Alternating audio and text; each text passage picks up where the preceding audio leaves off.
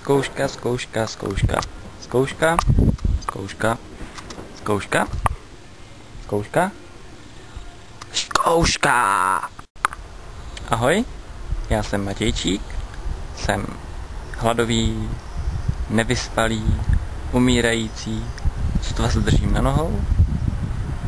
A to za mnou je Veselí nad Lužnicí.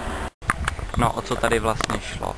Já jsem vyjel ve 12 hodin z Českých Budějovic s tím, že mi snad pojede nějaký vlak.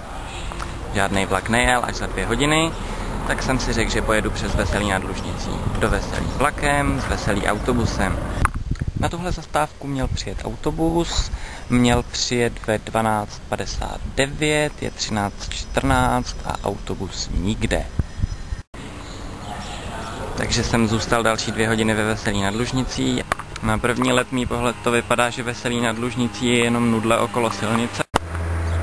Supermarket. Cože? Ale nic z toho nedělejme. Hned naproti je prodejna. Max Shop.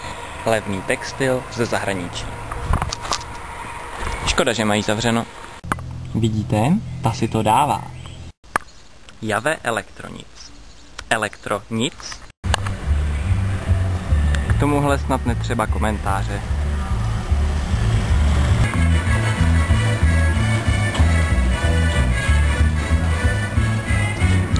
Jak řeklo skřítě, dneska úplně všude hraje Moravanka.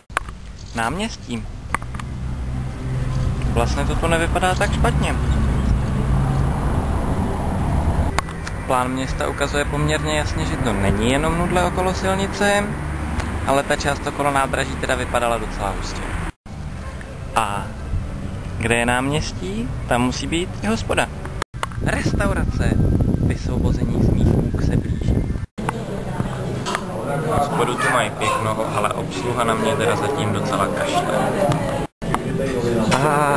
Konečně. Hned se cítím lépe. No tak hlad už nemám, ale spát se mi chce pořád stejně a navíc mi za 10 minut jede vlak, takže sebou musím se sakra hodit. A vlak má výluku traťové koleje.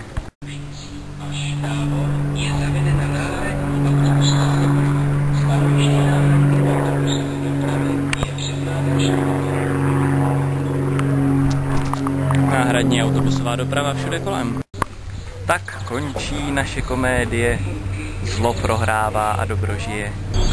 Vám, paní, vidím se slza po kubliští, že dopadá to tak pouze ve Veselí nad Lužnicí.